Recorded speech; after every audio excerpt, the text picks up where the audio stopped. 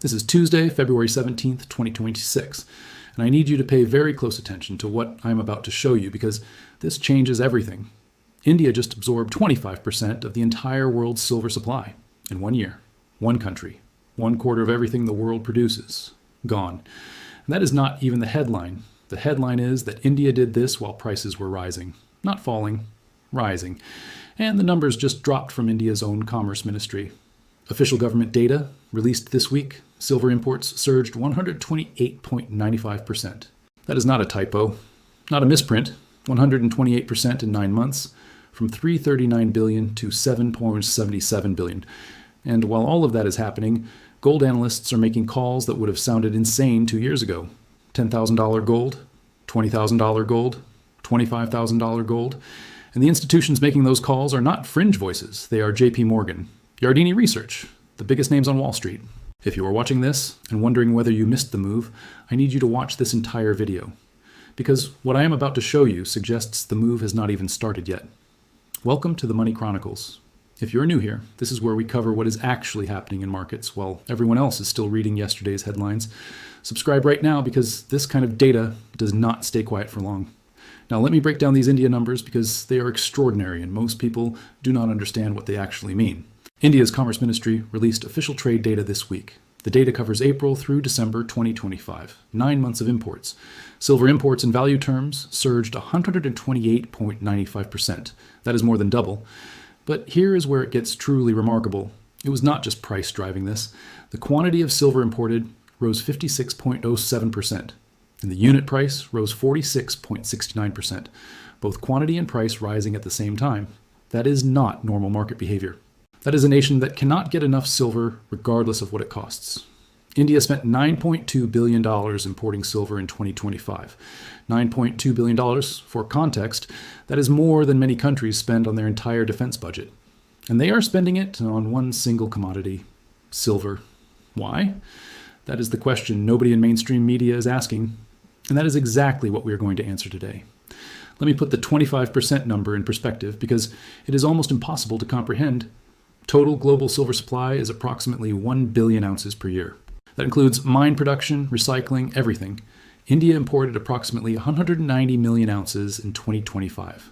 190 million ounces out of roughly 1 billion available. That is 19% to 25%, depending on which demand estimates you use. One country, 1.4 billion people, consuming 1/4 of everything the entire planet produces. And demand is accelerating, not slowing down, accelerating. 128% surge. The trajectory is going up. What happens when that number goes to 30%? What happens when it goes to 35%? There's not enough silver in the world to satisfy this demand at these prices. The math does not work. And the market has not figured that out yet, but it will. Now let me explain why India is buying this much silver, because it is not what you think. The mainstream narrative will tell you India buys silver for jewelry, for weddings, for tradition. That is true. But that is not the whole story. That is maybe 30% of the story. The other 70% is something far more important. India is industrializing at an extraordinary pace. Solar panel installations in India grew over 200% last year. Every single solar panel requires silver. Medical device manufacturing in India is exploding. Every medical device requires silver. Electronics production is surging. Every electronic device requires silver. India is not just buying silver because of culture. India is buying silver because their entire industrial base runs on it. And as their economy grows, that industrial demand grows with it. This is structural demand. This is not a trend that reverses next quarter. This is a decade-long story that is just getting started. And 128% is just the beginning. Now let me connect this to what is happening in the gold market, because these two stories are not separate. They are the same story. JP Morgan just raised their gold price target to $6,300 by the end of 2026. Read that again. JP Morgan, the largest bank in the United States. $6,300 gold by end of this year. Gold is currently sitting at roughly $4,920. That means JP Morgan is calling for a 28% increase from current levels before January 2027. That is not a small call. That is a massive institutional bet on gold continuing higher. But JP Morgan is not even the most aggressive. Yardeni Research is calling $6,000 in 2026 and $10,000 gold by the end of the decade. And there are analysts, serious, credible analysts with track records, making the case for $20,000 to $25,000 gold in the coming years. Now, I know what you are thinking. That sounds crazy. That sounds like clickbait. That sounds like someone trying to sell you something. So let me show you the math behind the call, because when you see the math, it does not sound crazy anymore. Gold hit an all-time high of $5,195 just 3 weeks ago on January 29th. 3 weeks ago. We are already in unprecedented territory. Gold has never traded at these levels in human history, and it got there faster than almost any analyst predicted. The same analysts who called $3,000 gold were laughed at 2 years ago. The same analysts who called $4,000 gold were dismissed 1 year ago. Every single price target that sounded extreme has been hit. Every single one. So when serious institutional voices start calling $10,000, $20,000, maybe the right response is not to laugh. Maybe the right response is to ask why. And the why is actually very simple. Central banks are buying gold at record pace for the third consecutive year. Over 1,000 metric tons per year, every year. China, Russia, India, Poland, Turkey, they are all buying. Not selling, buying. Global debt is at $315 trillion. The dollar is being weaponized through sanctions. Countries that used to hold dollars as reserves are now asking a very uncomfortable question. What if the dollar is not as safe as we thought? Gold is the answer to that question. It has been the answer for 5,000 years. And right now, every major central bank on the planet is quietly, systematically moving into gold. That is what is driving this bull market, not retail speculation. Not YouTube hype, central bank demand, institutional demand, sovereign wealth fund demand, the big money, the smart money. They are all moving in the same direction. Now, let me connect gold and silver directly, because here is where it gets really interesting. The gold to silver ratio right now is approximately 88 to 1. That means it takes 88 ounces of silver to buy 1 ounce of gold. Historically, the average ratio is around 60 to 1. In periods of precious metals, bull markets, the ratio compresses dramatically. In 1980, it hit 17 to 1, 17 ounces of silver for 1 ounce of gold. If gold goes to $6,300 as JP Morgan predicts, and the ratio compresses even modestly to 60 to 1, silver would be at $105. If the ratio compresses to 40 to 1, silver would be at $157. If the ratio hits 30 to 1, which has happened before, silver would be over $200. None of these scenarios require $20,000 gold. None of these scenarios require anything extreme. These are based on JP Morgan's own targets and historical ratio ranges. The math is right there. And India absorbing 25% of global supply while that math plays out is not a coincidence. It is a catalyst. Now let me tell you what the $20,000 gold calls are actually based on. Because it is not just optimism. It is not just speculation. There is a specific thesis driving these extreme targets. And it goes like this. The United States has $36 trillion in national debt. That debt is growing by roughly $1 trillion every 100 days. At some point, the market loses confidence in the ability of the U.S. to service that debt.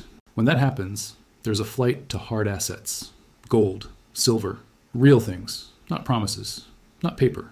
When you run the numbers, when you look at the ratio of gold to global money supply, when you look at the ratio of gold to total debt, the price levels required to rebalance the system are extraordinary.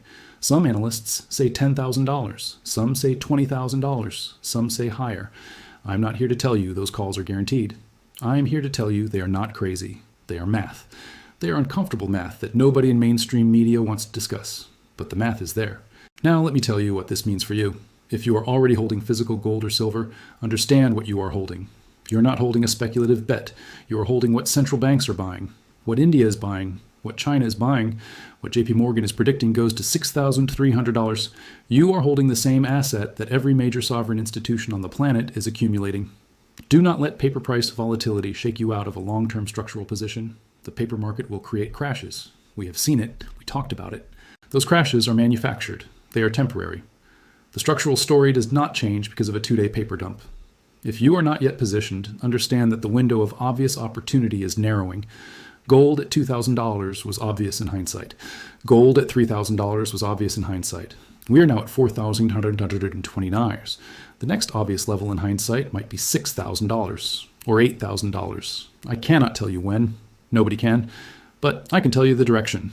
And the direction is being confirmed by every single data point I just showed you. Now there are 3 types of people watching this video.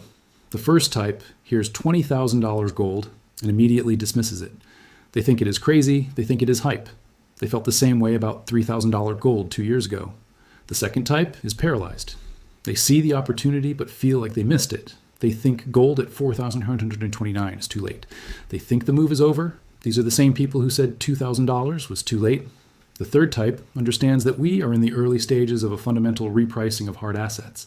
They understand that central bank demand is structural, that India's silver demand is structural, that global debt is structural, that none of these forces reverse next quarter. They are positioning accordingly. Let me leave you with this. India just imported 128.95% more silver in 9 months. One country consumed 25% of world supply. JP Morgan is calling $6,300 gold by end of 2026. Gold already hit 5,795 3 weeks ago. Yardeni is calling $10,000 by end of decade. The gold to silver ratio is at 88 to 1 when the historical average is 60 to 1. Central banks bought over 1,000 metric tons of gold for the third consecutive year. Every single data point is pointing in the same direction.